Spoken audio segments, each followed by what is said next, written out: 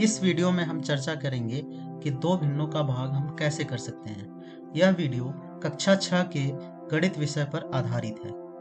पिछले वीडियोज में हमने जाना कि किस प्रकार से दो भिन्नों का जोड़, घटा, गुणा कर सकते हैं। इस वीडियो में हम भिन्नों के भाग पर चर्चा करेंगे। आइए शुरू करते हैं।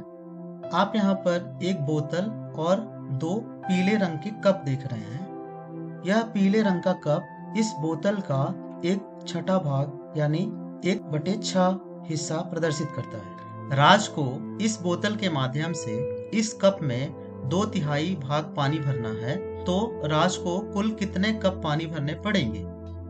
इस सवाल को हम कुछ यूं पूछ सकते हैं कि 2/3 में कुल कितने 1/6 हैं। तो इसके लिए हमें 2/3 का भाग 1/6 से करना पड़ेगा, जिसका मान आता है 4, अर्थात राज को 4 कप पानी भरना पड़ेगा।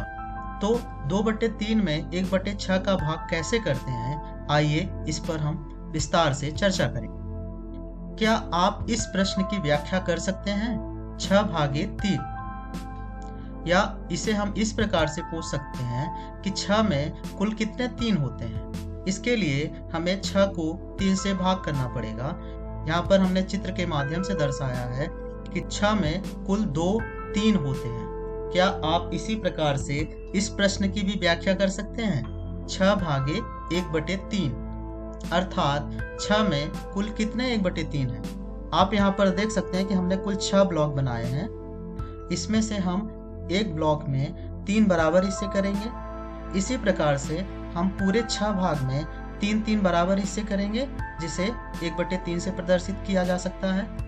आप यहाँ पर इन छोटे छोटे ब्लॉक्स को, जिसको हमने 1/3 में तोड़ा है, आप इसे काउंट करेंगे या आप इसे गिनेंगे तो आप पाएंगे कि यहाँ पर कुल 18 1/3 हिस्से हैं। इस प्रकार से 6 को 1/3 से भाग करने पर हमें 18 प्राप्त होता है।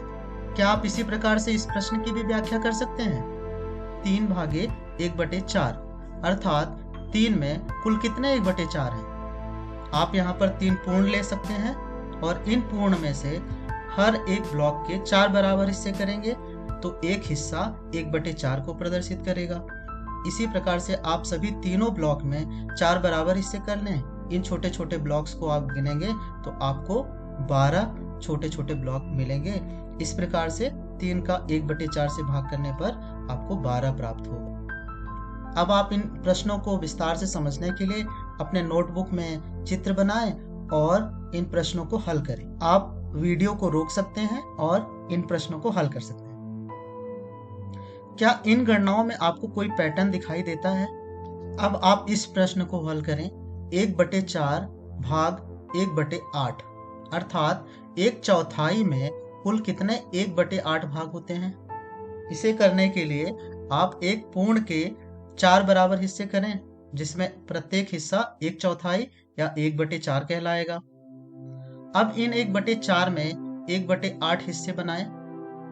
तो आप यहाँ पर देख सकते हैं कि 1/4 में कुल 2 1/8 हिस्से हैं, अर्थात 1/4 में कुल 2 1/8 भाग होते हैं। अब आप इस प्रश्न पर विचार करें। 3/4 भाग 1/8, अर्थात 3/4 में कुल कितने 1/8 होंगे। आप सर्वप्रथम 3/4 भाग को चिन्हांकित करें, उसके बाद उसमें से 1/8 हिस्से निकालें। तो आप यहाँ पर देख सकते हैं कि 3/4 में कुल 6 1/8 हिस्से हैं। अब आप वीडियो को थोड़े समय के लिए रोकें और अपने नोटबुक में चित्र के माध्यम से इन प्रश्नों को हल करें। इन प्रश्नों के उत्तर अब आपको यहाँ पर इस प्रकार से दिखाई दे रहा है। 3/1/4 बराबर 12। तो पूजा ने यहाँ पर इसको इस प्रकार से कहा कि भाग 1/4 का मतलब गुणा 4 हो सकता है। क्या पूजा ठीक कह रही है? आइए समझते हैं। 3/1/4 बराबर 12, यह आपने चित्र के माध्यम से समझा है, ठीक है। तो गुणा भाग के विपरीत संक्रिया है और व्युत्क्रम का मतलब उल्टा होता है। तो 3/1/4 को हम कुछ इस प्रकार से लिख सकते हैं। 3 × 4 बराबर 12। 4 को हम 4/1 भी लिख सकते हैं और 4/1 का व्युत्क्रम हम 1/4 भी लिख सकते हैं। क्या अब आप इन संख्याओं के व्युत्क्रम ज्ञात कर सकते हैं? आपने बिल्कुल ठीक किया है।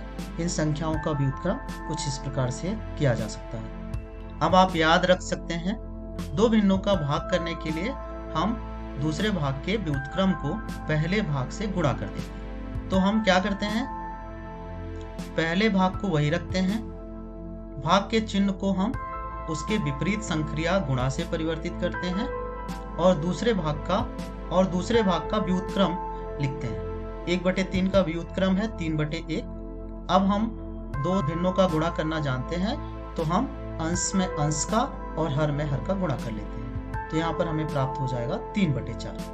आइए अब हम दूसरा उदाहरण देखते हैं।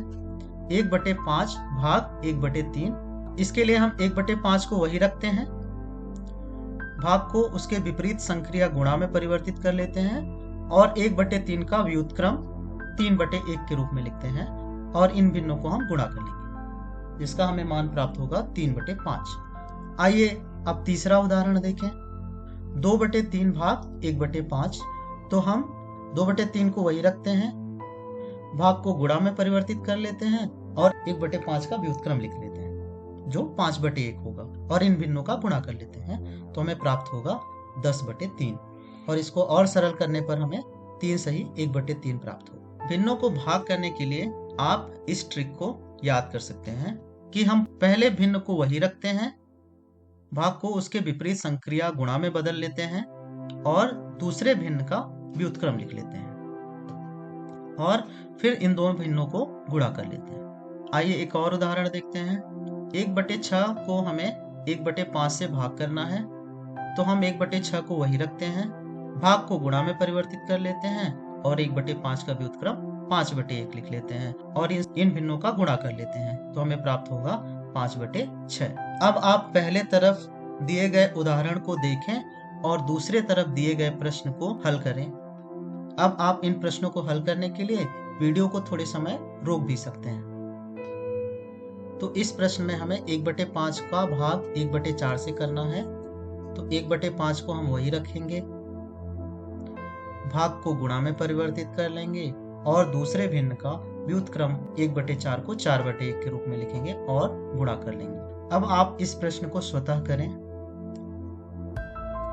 आपने बिल्कुल ठीक सोचा था। 1/7 का 1/5 से भाग करने पर हमें प्राप्त होगा 5/7। अब इस प्रश्न को भी आप स्वतः हल करें। बिल्कुल ठीक। 1/8 को 2/4 से भाग करने पर हमें प्राप्त होगा 4/16, जिसे हम और सरल कर सकते हैं और उसे 1/4 के रूप में लिख सकते हैं। अब आप वीडियो को थोड़े समय रोककर इन प्रश्नों को हल करें। अब आप अपने उत्तर की जांच करें। आइए देखते हैं कि आज आपने क्या क्या सीखा। क्या अब आप पूर्ण संख्याओं को भिन्नों से विभाजित कर सकते हैं? क्या अब आप भिन्नों को भिन्नों से विभाजित कर सकते हैं? क्या अब आप भिन्नों का भाग करने के लिए संख्याओं का व्युत्क्रम ज्ञात कर सकते हैं? उम्मीद है कि अब आप भिन्नों का भाग भिन्नों से कर सकते हैं। अब आप अपने मित्र को निम्नलिखित प्रश्नों का उत्तर मोबाइल संदेश, व्हाट्सएप या फिर टेक्स्ट मैसेज के द्वारा भेजें। भिन्नों का भाग भिन्नों से कैसे कर सकते हैं? दूसरा प्रश्न है, किसी संख्या का व्युत्क्रम कैसे ज्ञात कर सकते हैं? इस वीडियो में इतना ही। धन्यवाद।